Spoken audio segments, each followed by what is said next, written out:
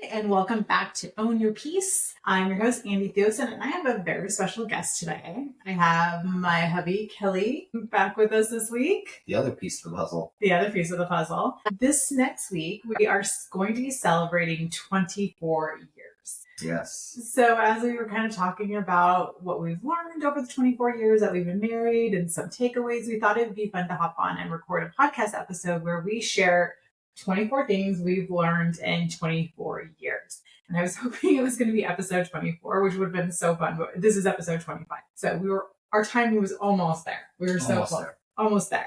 So this is kind of what we'll go through. We just kind of were brainstorming this morning and over the last couple of days. 24 years is a long time, and we've learned a lot. And I'm so proud of us that we don't just have a roommate situation. We really, truly are so deeply in love with each other, and it just continues to grow over time. I think that's the thing I'm the most proud of is. Yeah, last night we were just laying in bed and I was like, we've been married 24 years, and that's how old I was when we got married. Yeah, and I was 22, so I've actually been married longer than I was alive before getting married. It's just crazy. It is crazy, yeah. We've spent more than half of our lives together, which is really beautiful if you think about it. Okay, so we've chunked it down into sections so we can be on theme and have a flow throughout this thing. So the first thing we are going to talk about are mind shifts and perspectives that I think are really important that we've learned in this time frame. So how about you share one and then I'll share one? So the first one has been a rule that has been a game changer for me as an emotional authority who tends to get a little fired up about things. This has been a huge thing for me. So it's the 5-year rule. So what the 5-year rule is, when I get feisty and fired up and I want to go at things, I take a breath and I take a beat and I say, will this matter in 5 years? If it will, and it's something that's going to make a difference in our lives moving forward, then I do need to hold my ground and I do need to talk about what we're discussing, and it needs to be something serious. If it's not going to matter in 5 years, then I just let it go. Let it go. So that's been a huge shift that I've learned a lot from, is just doing that. Well, one of the things that I've learned too, Andy and I, we came up with these together. Yes. So, but we're on the same team. You know, at the end of the day, it's us, Andy and I, against everything else. Yes. So it's us versus the problem, not me against Andy or Andy against me or vice versa. It's the both of us as a collective, and you can go as far as even our 3 kids. It's our family versus everything outside the walls of our house. A lot of times we'll stop and we'll remind each other, same team. Yeah, we're on the same page. Same team. We don't need to have a little squabble within the same team. Yeah. We're on the same team. I love that one. Okay. I think a lot of people in marriage forget this concept that you're playing the long game. This is one thing that my dad always would tell us. He's like, be committed to the commitment. And I call that playing the long game. Like, we've had rough patches. We've had times where we weren't as connected as I would have liked us to be. We've been married for 24 years. Of course we have fought. Of course we've had, gone to bed angry, but we always have this knowing that we're in this for the long haul. We're in this together. We are going to see it through. We're going to talk out. We're going to have the rough conversations if we need to have them. We're going to be open and honest with each other because we're playing the long game. Yeah. Another one is respect each other's triggers and pet peeves. Been together for 24 years. We know what buttons to push. Don't use that against your partner. Yeah. One of my biggest pet peeves is fingerprints on the glass. Mm-hmm. Don't touch my dang glass. Yes. It's pretty simple. I think that's important to know those things that really irk your partner. Like, I know that Kelly does so much better when he comes home to a clean house. If he comes home to chaos, this is his Virgo rising, Virgo moon, it sets him off. It dysregulates him when he comes home to chaos. He's been at a job all day where there's a lot of chaos and things going on. So he likes to come home to calmness. So what we've done and how I respect that is he lets me know when he's on his way home. And that's when I go through the house, make sure everything's in order. I've got dinner going. So he's coming home to calm and clean and peace when he gets home. And that's one way that I respect that for him. And I also know if I don't shoot that on my way home text, that if I do get home and things are chaotic, that's on me. Has nothing to do with her. You did not give me proper warning to get my shiz together. Yeah. So, again, like, we respect each other's triggers. And we actually had this conversation last night, and it was actually a really good conversation, is your partner's triggers might make zero sense to you. Correct.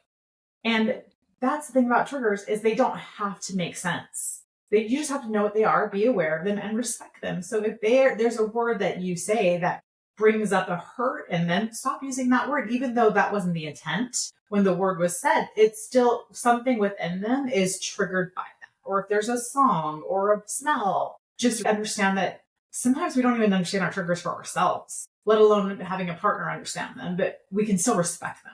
Yeah.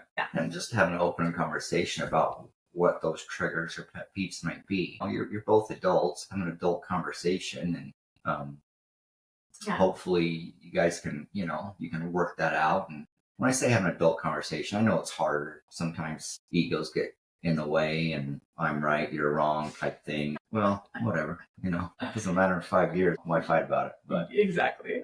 Again, just respecting each other's, those triggers, pet peeves, and that goes a long way. It does. It really does. And another thing that we thought about is don't undermine each other in public. You see this a lot of times where people have a tendency to one up their spouse or talk down to them and make them feel small in front of others, or even in front of their kids, where you might not be on the same page with how a situation's being handled. But again, you still need to have that united front. So there's been times where, Kelly's handling a situation with the kids, and I'm like, I don't really know if I love the way that he's handling that, but I still am united in front of the kids. And then later, when it's just the two of us, I'll be like, hey, when you were talking to the kids that way, this is how I felt about it. And we have a conversation about it. Yeah. And that way I'm not making him look like the bad guy in front of the kids. But we are able to grow together because of that, because I'm able to point that out and be like, and then him the same with me. I don't like the way you said that, or that might have, you said that, but it might have come across this way to the kids. And we just have those conversations. And by doing that, we learn from each other. Yeah. And also with the kids, also, like, I know we all do it. Mom said no, so I'm going to go ask dad. Or dad said no, I'm going to go ask mom. And one of the things that we're really good at is, well, what did your mom say? Or, what did dad say? What did dad say? Or hey, go ask your mom. Yeah, let me run that by dad first. Yeah, just make sure that we're all on the same page. If you undermine your spouse, especially in front of your kids, they realize that they can play each other off each other. And the respect isn't there. It's not a good thing to undermine your spouse. Right. And I think you're mirroring to your children what's appropriate and a healthy relationship. So if you're constantly undermining each other in front of your kids, you're showing them that's a healthy way to have a relationship. Would you want your kids to have that relationship? Probably not. So just think about, you actually are modeling the relationship you want your children to be in when they get to that point in their life. So that's one thing that we really do keep in mind, is he's showing my girls, by the way he treats me, how they should be treated in a relationship. And I'm showing our son how he should be treated by his wife. So those are some things to really kind of just be thinking about when you're in the thick of it. And mind you, we're not licensed therapists. We're not experts. We're just humans trying to figure out this thing as well. And we've been at it for quite a while, and it's worked for us. These are things that have worked for us. That's probably the best way to say that. There we go. Yeah. All right. Now, connection and intimacy, which I think is a huge thing that we overlook when we talk about marriage. I think it's so important to continue to have really strong intimacy, making sure that's always a part of a marriage. So these are the things that we thought of that will help you keep the spark alive. Laugh and play together. Laughing is contagious. Yeah. Nothing's better than, especially if your kids are playing with another or they're watching a television program and you just hear them start giggling. It's great to hear. Even when you're watching a show with your spouse and she starts giggling and it's just great to be around. Humor is glue. Play games together. I got Boston and we got our butts spanked by Andy and Cornhole the other day. Like, I thought it was just going to be an easy W, but Andy here schooled us both, like, back to back. I have a secret talent for cornhole. I guess you do. Yes. So maybe it's all that church softball back in the day. Yeah. So just laugh and play together. Silly. Don't take silly. yourself so seriously with your spouse. Allow yourself to be silly. Allow yourself to be fun. Allow yourself to flirt with each other. I think so much as we get into our adult years, especially as we get in later life, there's a lot of seriousness in the world. There's a lot of seriousness in adulting and in jobs and running businesses that it's important to not take it all so seriously, to have breaks where you can just let loose and have a good time and have fun, because that's when you connect, is when you have that playful time together. If you hear a good joke, share it with your spouse. Yes, or inappropriate or clean, it doesn't matter. Share it with them. Kelly's love language is sending me TikToks and reels that are funny. And I appreciate that because it shows me that during the day, he's thinking about me. And he's like, this is funny. Auntie would like this. Yes. And that means something to me. So that piggies back on our next train of thought here is daily acts of kindness. Pause real quick. Go back, rewind. You might just need to give yourself a minimum of what you can share per day. Like if you're sharing 10, 15, 20 memes with your spouse, that's love. Just tone it down, like maybe say, you need to look at your screen time. Yeah, maybe I need to just send 3 or 5. Yeah. So, all right, fast forward, go. Okay. I love that little ad. That's kind of important too. You don't want to get lost in the TikTok reel jungle, which is real thing, people. Okay, so daily acts of kindness, just finding little ways to show your spouse that you love them. So Kelly will do this all the time. He'll go and just pick me up a little treat and just surprise me. And I love being surprised by little treats. It just makes my day. When he comes home, he's like, oh, I stopped by that gluten-free bakery that you like, and I got you a cookie. And it just means the world to me when he does things like that. And I will do the same thing. I'll see something and I'll grab it for him. Or we just kind of find ways that we can kind of surprise each other. It goes back to the 5 love languages. Your spouse has a love language. Figure out what that is. And once you do, play with that and play onto that. Yeah, sometimes Kelly will even just shoot me a text like, I love you. I appreciate what you do for the family. And that means a lot to me. And so it doesn't always have to be going out and buying something. It can be just a simple quick text and telling them how much you love them. Perfect. Oh, sorry. Kelly's up next. Lost my train of thought. We kind of talked about that. Just get physical and not like punching, obviously, but intimacy matters. Don't let it slide. Just to go back, my love language is touch. Touch your spouse. If it's just a quick little squeeze or just a quick little pat on the back or something, like that goes a long ways. Yeah. Physical touch goes a long ways. Yes. And I cannot stress enough the importance of physical intimacy. If that's not something that's on the table within your marriage, or you feel like you've lost that spark and that connection with your partner, that's something you guys need to sit down and have a conversation about. And I understand that men and women work so differently. For me, I have to feel emotionally connected for Kelly to be in a space where I am in a wanting it situation. And Kelly needs that physical intimacy first before he's emotionally connected. So knowing that about each other and knowing that, okay, he's not feeling connected to me because I haven't physically connected with him. So knowing that is super important. That does your partner need to be emotionally connected to you first, or do they need to be physically connected to you first? And having those conversations, understanding that about each other. If you're busy and it's not something that can be, he's hugging me if you're just listening to this. Physical touch. If you are in the years where it's very busy and you don't have the ability to just be spontaneous, schedule it. Yeah. I know it doesn't sound very sexy, but schedule it. It's that important that you continue to have that physical bond. Plus, it's something to look forward to. Right. So if every Wednesday night's your night or every Friday night's your night, then have a fun build up to it where you're sending flirty texts throughout the day. I'm like, I can't wait. I'm going to do it tonight. Those kind of things can keep. What are you going to do to me tonight? I don't know. So keep the spark alive. It's so important. And it's going to keep you connected so that when, things come up, because inevitably they will, you still have that connection and that physical place. No. All right. Oh, it's me now. Yeah. Okay. Kind of tagging on to the get physical, have fantasy combos. Talk to. Oh, Kelly's blushing. Just kidding. He's not blushing. He actually loves talking about this shit. Have fantasy conversations. Get curious. Ask questions about what your partner wants. What's something that they've always wanted but were afraid to ask for, or a scenario you want to play out together. Allow yourself to be open and honest in these conversations, and no shame and no guilt. Just be very honest. Like, obviously, if it's something that isn't okay with you and you're not comfortable with whatever it is that they're wanting, that's why communicate that. And maybe you can think of a way to still play into it, but in a way that you're comfortable. But you can't do that if you're not having the conversation. And never, ever shame your partner for their fantasies. It's their fantasy. There's no shame there. Be open to it, listen with respect, and find a way that you can find some common ground between those two things. Yeah. Again, it goes back to, open communication with one another, having respect for one another, and,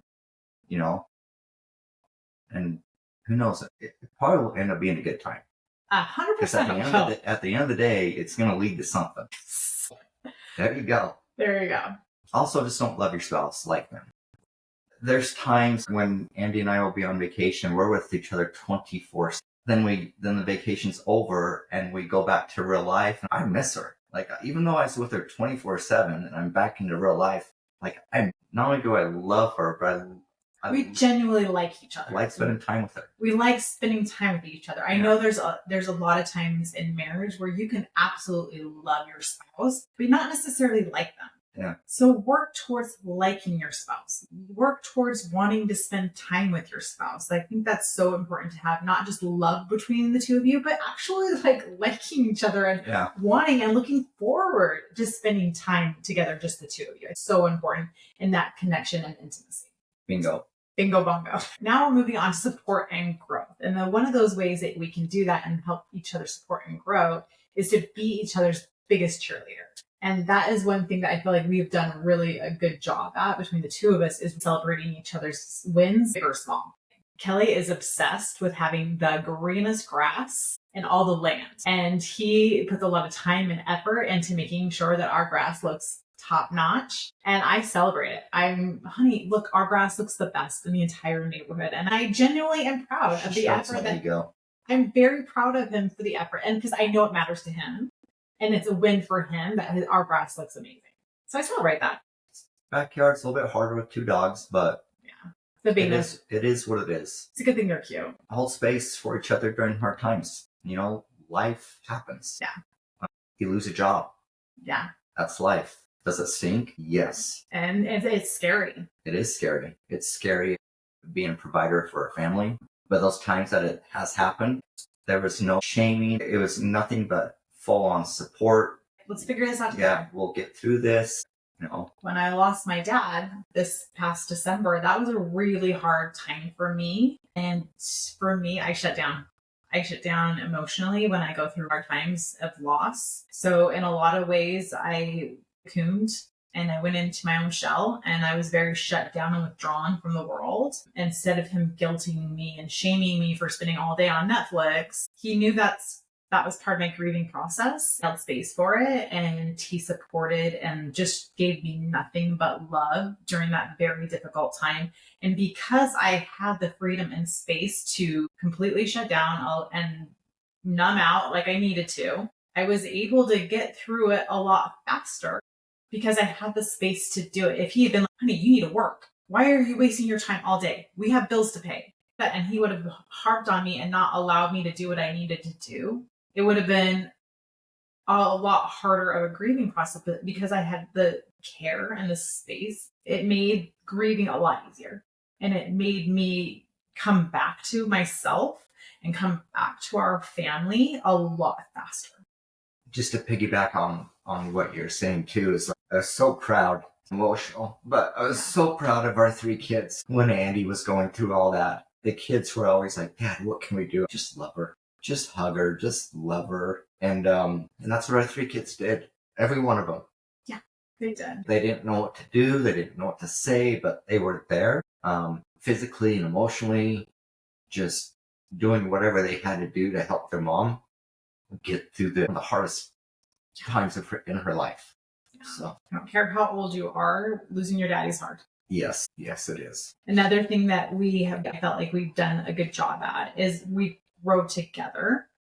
And even, deep breaths, that was a lot. That was a really heavy domino. That was heavy. Moving on, Woo! lightening up a little bit, Yeah. rowing together.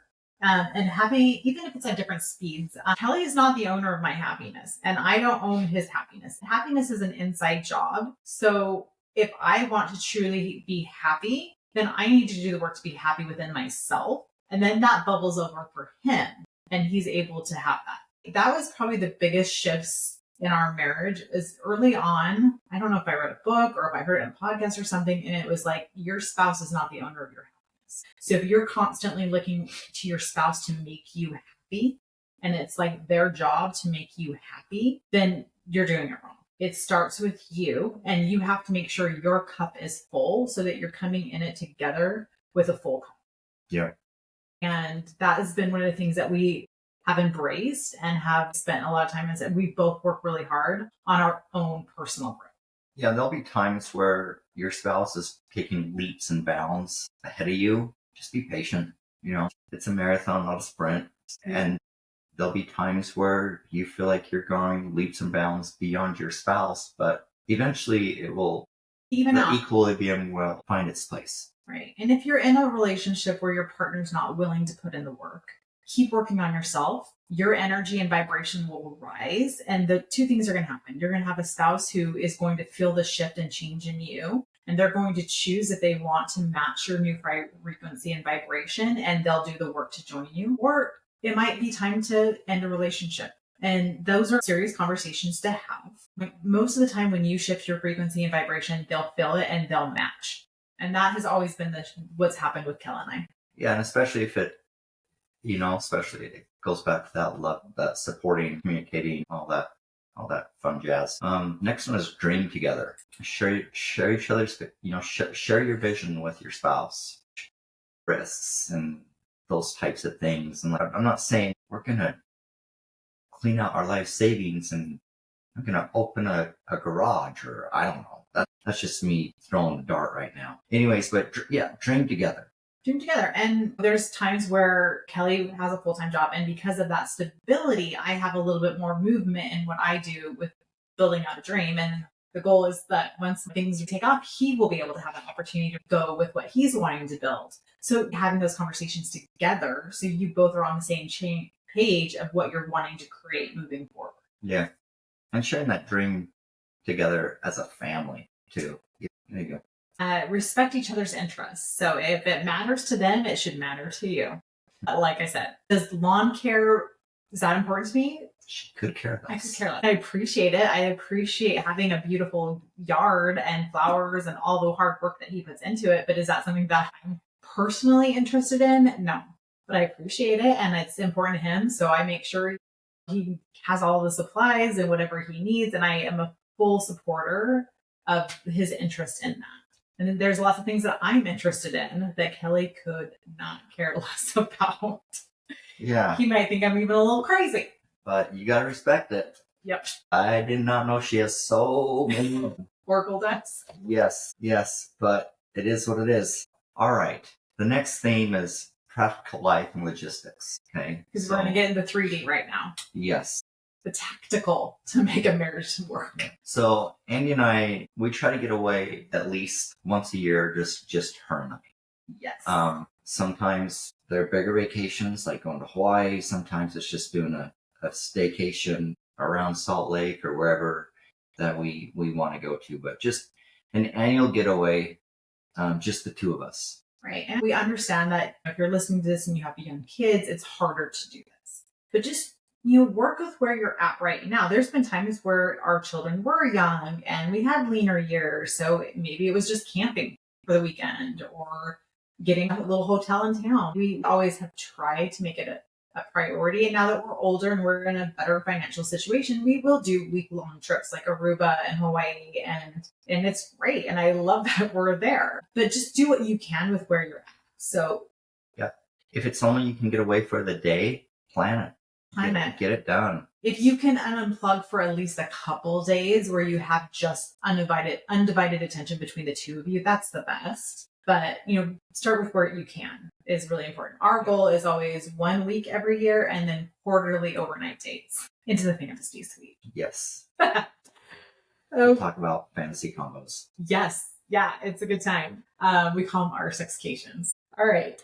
Sorry, kids. Sorry, kids. I love you, Mom. Okay. And we give each other space to be apart. It's important. I need time by myself. Kelly needs time by himself. It's important to not take it personal when your spouse needs alone time. It is not an indication of you at all. They just need some time by themselves to rejuvenate, be their own energy, go on their own solo adventures. Or times just to go hang out with girlfriends or buddies or whatever it may be. Yeah. Respect that it is not a personal attack at you if they want time away from you. It's healthy. It's healthy. It's good. It's good for you. Another one is share the load. So important. You know, your partners in life, you're not roommates. There's jobs that like Andrea doesn't know how to mow the lawn. Do not. I've never mowed a lawn. It's fine. I don't enjoy folding clothes. No, so he does not. So I fold all the clothes. I will help her do laundry by sorting and setting out the dry racks, putting those up for her and those types of things. But like folding clothes, I appreciate it. I want my clothes folded. And for me, I don't mind it. I just throw in my earpods with podcasts or an audiobook and I just get it done. And it's like done for me. It doesn't bother me at all. So finding out the jobs that you don't mind doing and that you actually enjoy and splitting the task. It doesn't matter if it's a girl job or a boy job. Just what do you enjoy? What do you like doing? And really, most important thing is that you are in a partnership and that you're sharing the load together. Andrea will, she'll make dinner and I'll do dishes. It's a great give and take type thing. Yeah. Or she'll even make dinner and help me do dishes and vice versa. Again, we're on the same team. We're doing this together. And you should never think that a job is specifically meant to be your spouse's. Have a conversation about it first. And making dinner together is fun. Being in the kitchen together is fun. Yeah. Even if they leave all the countertops and leave all the stuff on the counter and they're a messy cook. I don't know what you're talking about. But even talk about pet peeves. Yeah, that's a pet peeve.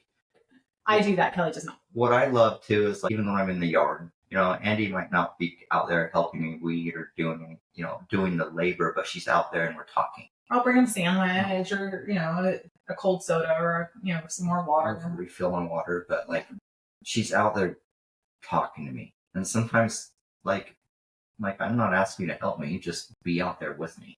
Yeah. And that's been fun where we just have combos while he's working. Yeah, there you go. All right. Have financial goal conversations. You got to talk about your money. You got to do it. And make sure you're on the same pages. And just find out a system that works for you. I pay all of our bills. I make sure everything gets paid on time. And then I communicate to Kelly, okay, this month we might not want to spend as much, or this is the budget for this month. And we just are open and honest about where we're at. And that's the big thing, is whatever system it is that works for you guys, for you and your marriage, as long as there's communication there, then that's the most important thing. I'll make fun couple friends. We've had a lot of good friends that are our couple friends. Yeah. And several, wherever we've moved, we've always found like fun couples to hang out with, and it's been a good time. Yeah. Because we like to get together a lot. And double dates are fun. Double dates are fun. As long as you have just good couple friends. Yeah. And it kind of helps you get out of doing the same things all the time. Yeah. Which is easy to do when you've been married for 24 years. So going and doing things with other couples is a fun way to, because they're going to know things that you don't know and different activities and different things to try. And it's always a good time. We have great friends that way. All right. Now moving on to another important area, gratitude and being present within the relationship. So there's this quote with a Ferris Bueller, and I've always loved it. Life comes at you pretty fast. If you don't stop and pause, you might miss it. I might have butchered that comment, but it's along those lines. And you learn. You'll learn. But that's the important thing, is that marriage and life goes really fast. So a lot of times we get so busy in the thick of things that we don't realize we're missing those small moments, and we're not taking gratitude for those small moments, because before you know it, those small moments you realize were the big moments. So push pause as much as you can and look around your life and be grateful. I remember being in the thick of diapers and kids throwing up and all these things, and just can't wait till they're a little bit older. But looking back, they were cuddly, they were sweet. There's so many fun memories during those times when they were little, and I felt like it was a nightmare, but it was so beautiful too. So just take a moment and think about all the beautiful things in your life, no matter what stage you're in, because it's the spotlight effect. When we focus our attention on what's beautiful and wonderful and what we're grateful for, that's what we're going to see more of. We're going to see the magic and the mundane when we take time to see it. Just enjoy the seasons of life. Yeah, wherever you're at. wherever you're at. Kids grow up fast. So fast. Our youngest is 14. We are parents of teenagers and adults. It's crazy.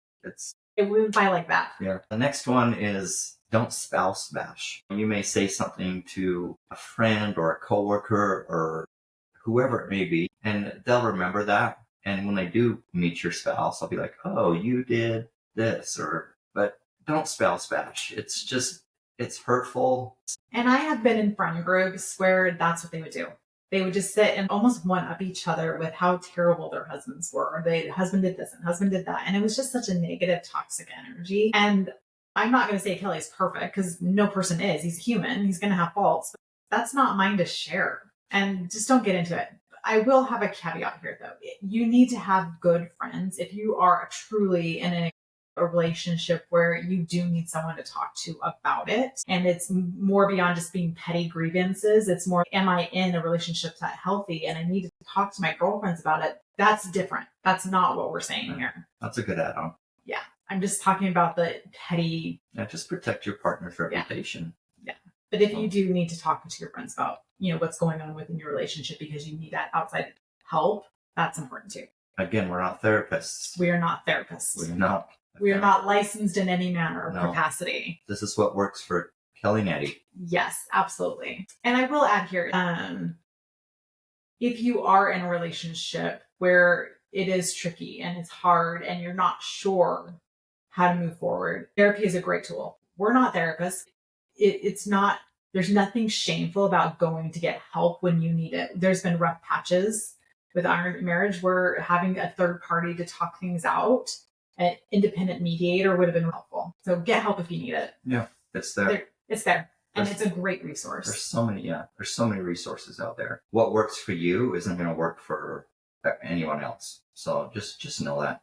Communicate open and honestly. Do not let resentments brew. This is probably me mostly.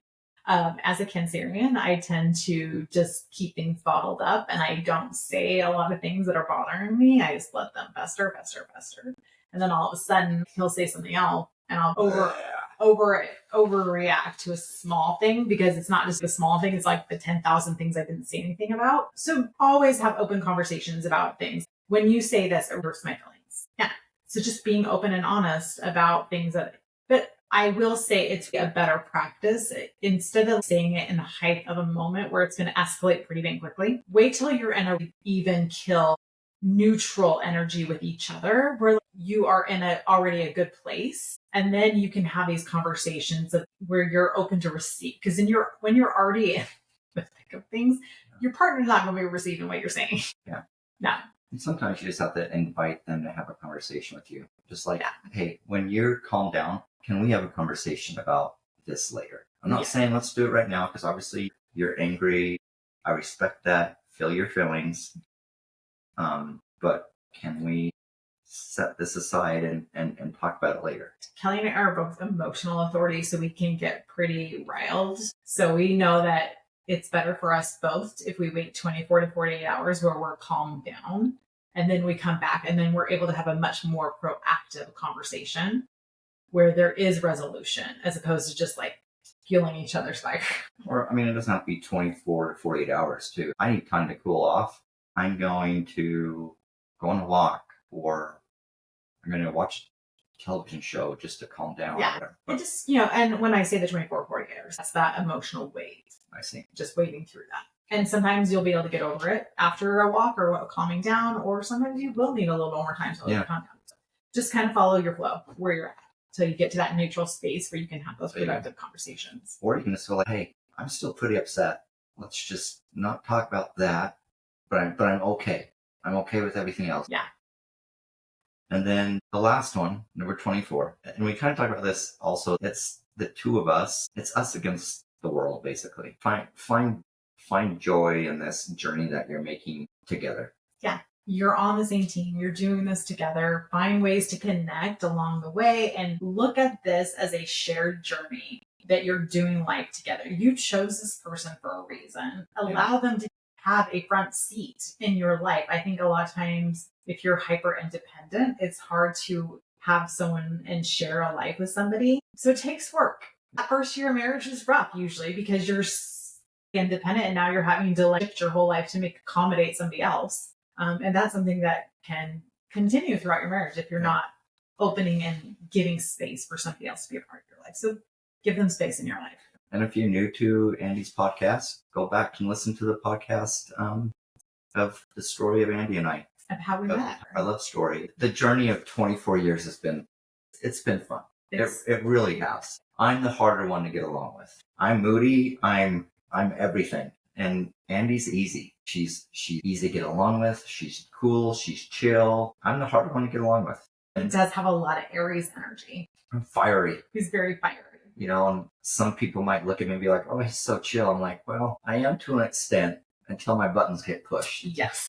Yes, I would agree with that statement. So. And I know after 24 years what buttons not to push. Yeah. Or how far can my finger get to this certain button before he just... Yes. I'm like, I'm riding that line. I got to back off. Just to kind of go back what you said, I chose Andy. Andy chose me. And at the end of the day, that's what we have to remember. Yeah. Is that we chose each other. We love each other. We respect one another. We like each other. We like each other. There are moments where I may not like what she did, of course, but at the end of the day, I love her. Yeah. I would do whatever I can to make that woman happy. And he does. We really truly are in this for the long haul. And I think that's the coolest thing is when you choose a person that is willing to grow with you and willing to have the hard conversations and are both very committed to making this work, how much more you can grow and love over time. I think about how much I thought I loved Kelly when we first got married and how infatuated I was with him. And now where we're at now, you can't even compare the two. Our love is so deep and so rooted and so connected that like I didn't know love on this level even existed when we started this game. So there is so much potential to grow and evolve into this really beautiful, deeply rooted love. And it's amazing. It only gets better with time. It does. It's better. It has gotten better. Quick question for you. Okay. What is a funny story about me that you would want to share? Oh my goodness. That's like putting me on the spot. There's a lot of really fun stories. I think one of my favorite stories to tell about you is when you're in that newlywed phase and you're like learning each other's quirks and you're constantly getting surprised by each other. Background, if you haven't listened to our first episode, Kelly and I met March 30th and we were married August 18th of the same year and we lived in separate states. So we did not have a lot of FaceTime together before we got married. It almost reads like an arranged marriage. We didn't know each other very well when we first got married. So there were a lot of big discoveries about each other after we got married. And I remember one night we were sleeping and all of a sudden Kelly sits straight up in bed and yells fire at the top of his lungs. It immediately woke me up. I look over, he's sitting up rimrod straight and then he just falls over and goes back to sleep. I'm like, is there a fire? What's going on? I was so concerned and I was shaking him. Are you okay? What's going on? And then he had so I learned quickly that Kelly likes to talk in his sleep a lot. So there's been lots of fun stories like that where all of a sudden he'll wake me up with something he's saying in his sleep. But that was the funniest thing that I like to think about is learning that, oh, I married someone who talks in their sleep and can be pretty vocal sometimes in his sleep. Yeah. Okay. I do. I talk in my sleep. And so do some of our kids. Yes, Tatum's our talker. And what's interesting to me, and it would be interesting to talk to other Geminis if they also talk in their sleep, because Geminis love to talk. So it'd be interesting. And they're both Virgo rising, so they have that like double Mercury in the big three. So I wonder if that's part of it. Just me, the observational scientist is what I like to call myself, where I see things and I see trends. It would be funny to pull and see if that's actually a thing. There you go. Okay, same question back to you. But the thing that's funny is when I asked this question, I didn't have one on my mind. Okay. So now I'm putting myself on the spot, trying to think of something that just makes me giggle about something that you've done. And I think what it is just I like things very particular. Believe it or not, I do. I like things very particular. We're all shocked by this. But, I mean, there's times where you've hit something in the car or something like that, and I always know what there's been an issue because you always say like, I shouldn't say you always. Most of the time you're like, hey, Kelly, how much do you love me? Or I love you so much. And I'm like, what did you do? Let's cut to the chase. Let's just find out what you did. And things can be fixed. Things can be repaired. But that just helps me. De-escalate. Yes, it de-escalates it very fast. And do I still get upset? Yes. It helps if you flash your boobs sometimes. Just gonna throw that. Yeah. He can't be mad. Can't get mad. But just things that just make me laugh and enjoy. Just, you have a very playful part about you. You do. It takes this seriousness down real quick. And I appreciate that. I do. If I do something funny, I make up dumb songs, He people. does. He is very Jack Black-esque with making up songs. And some of them are just dumb as dumb can be. But I'll sing them all day long. Yes, it's actually kind of But funny. yet she doesn't get, I know she gets annoyed, but she doesn't say anything. Should I share one of these songs? Maybe. I think they want to hear you. Well, okay. We were at Lake Mead with Andrea's sister and her husband, and one of their boys was gonna jump off one of the cliffs, and his name's Jagger, and I was just like, Jag, the jumping jelly bean, the human being, or like Jag, the jumping Jelly bean. Jag. And he was singing it like Jack Black. Yeah, Jag, the jumping machine, Jag, the human jelly bean. And I would sing it like all day long. Yeah. But yeah, she doesn't get annoyed. Well, again, she may get annoyed with me, but It was cute the first 50 times, but then after that, I was okay. yeah. But stuff like that. But Jack, needs that positive reinforcement, and it having all that attention on him, even though he acted like he was too cool for school for it, he needs that extra little bit of love. And I appreciate that Kelly sees that and is there for him in that way. And I know Jag will always remember his annoying uncle in the songs that he sings and how much he's loved by Kelly. And that is something that this kid thrives on. I love how sensitive Kelly is to that. So if I ever write a song about you, I love you. Yes. It may be dumb. It may never go platinum. But, absolutely not. There's some weird songs out there. It may. It's true. But, I mean, that's a secret. Write a book. 24 years of marriage. Yeah, 24 things we've learned in 24 years. So this has been a fun episode. I hope you had some key takeaways, some aha moments from our conversation and from our mistakes and missteps you can learn. If this episode spoke to you, please feel free to share it and maybe share it with your spouse and have a conversation about these topics. And DM us. Just questions. Books over here. So much love, and I'll see you next week. Kelly might not, but thank you for listening. Take care.